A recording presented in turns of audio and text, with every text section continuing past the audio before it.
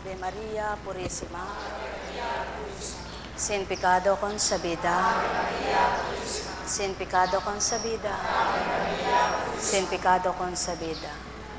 Sumainyo ang kapayapaan. Buhay po ba ang Diyos? O kay buti ng Ama, kay dakila niya, iba't ibang kaparaanan ang pinagkakaloob niya. Sa pagkain, iba't ibang pananaw ang paghahandog ng tao. Mayroong nag-aalay ng kung ano-anong pagkain, subalit yung pagkain ng pagmamahal ay di niya maiyalay. Buhay po ba ang Diyos? Sa pagtatanim naman, iba't ibang paraan ang pagtatanim sa halaman. Subalit yung pagtatanim na halaman ng buhay ay hindi matutunan ng tao. Buhay po ba ang Diyos?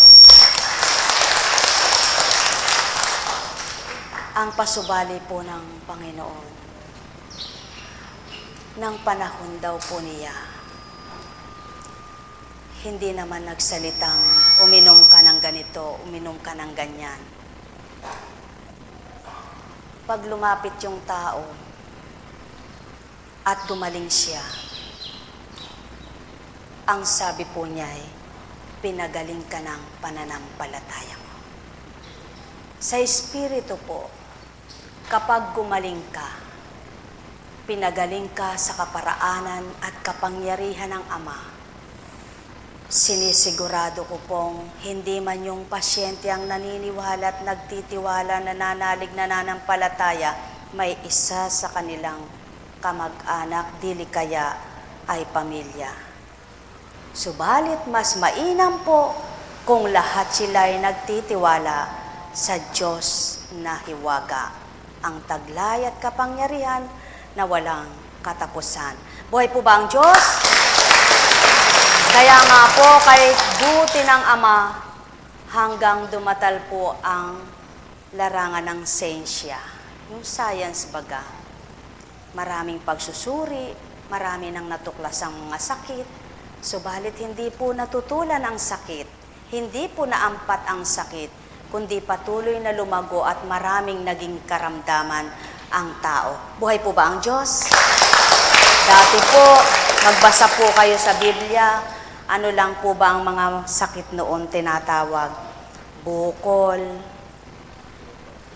ketong, inaalihan ng demonyo, bulag, lagnat, pipi, bingi, paralitiko, manhidang katawan,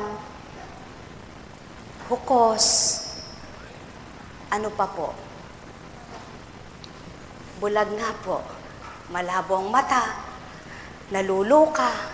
Yan nga lang po ang mga sakit, di po ba? Subalit ngayon po, ang dami ng sa sakit, di po ba? Napakarami na pong pangalan ng sakit ngayon. Noon po, mayroon na rin pong nakalagay na cancer. Di po ba? Subalit ngayon po, ang daming cancer. Di po ba? Cancer sa balat, cancer sa utak, cancer sa bato, cancer sa atay, ang dami pong cancer.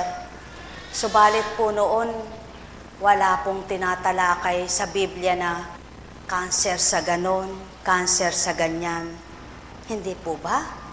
Ang nalagay lamang po ay parang cancer ang taong di marunong kumilala sa Ama. Buhay po ba ang Diyos? Kapag mahirap gamutin niyaon, mga minamahal ko, kay buti ng Ama, kay dakila niya. At noon po, hindi nababago ang anyo ng tao. Kapag isinilang kang pango ka hanggang mamatay.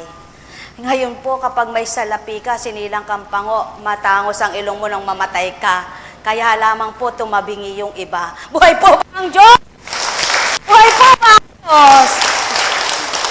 Pagka sinilang ka noon na piringkit, ka hanggang mamatay ka. Ngayon po, naiba na rin pati mata. Hindi na nagiging piringkit. Sigkit na lang. Buhay po ba ang Diyos?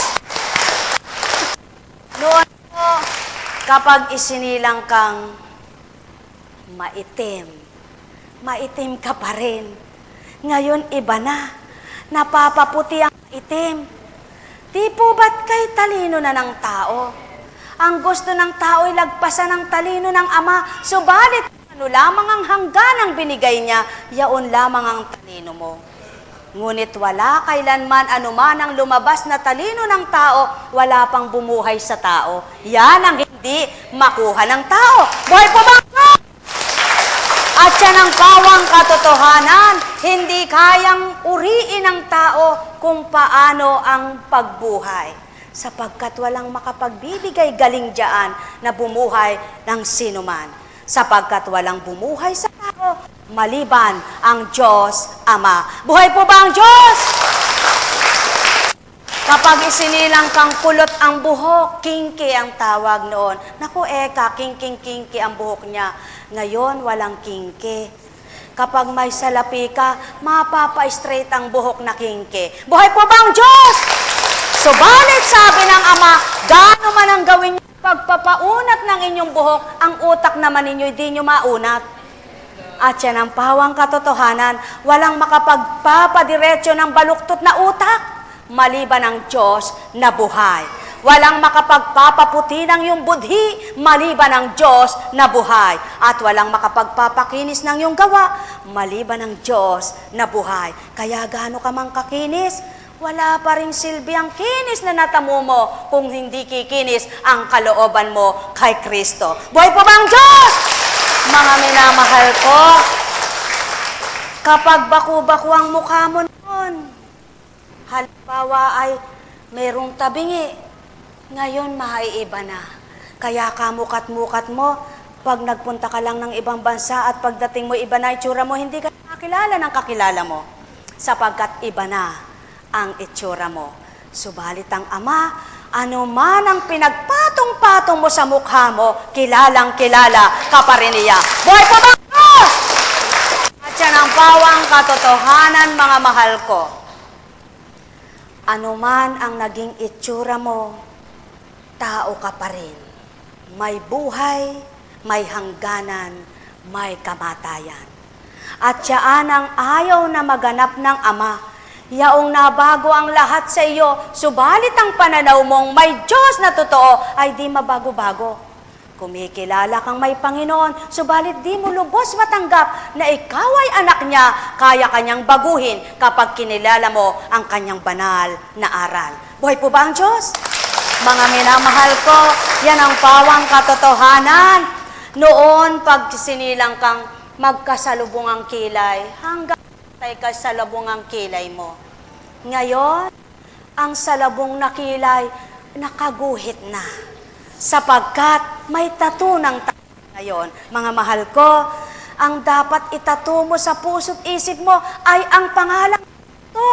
Itatak mong totoo, wag lamang ang kilay mo, ang ginuhit mo. Buhay po ba ang Diyos? Buhay po ba ang Diyos? Naku po, maraming magagalit po kunting. Yan nga po kunting na yan, pakialamero chismosa.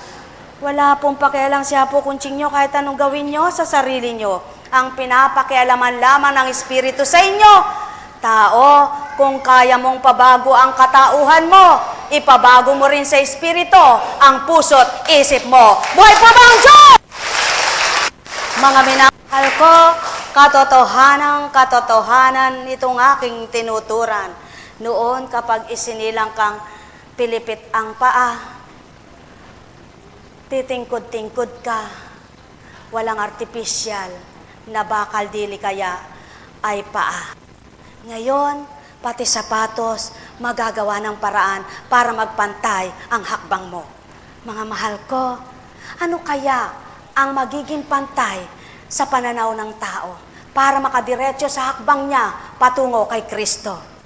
Ang pantay na pananaw na may Diyos na buhay at kumikilala sa lahat ng gawa mo, kaya't nakikita niya ang mabuti't masama. Tao, mamili ka ngayon. Kung napapantay mo ang paa mo, pantayin mo rin ang pagkilala sa Diyos Ama at Kristo. nang sa gayon ay makakilala ka sa Diyos Espiritu. Buhay pa ba ang Diyos?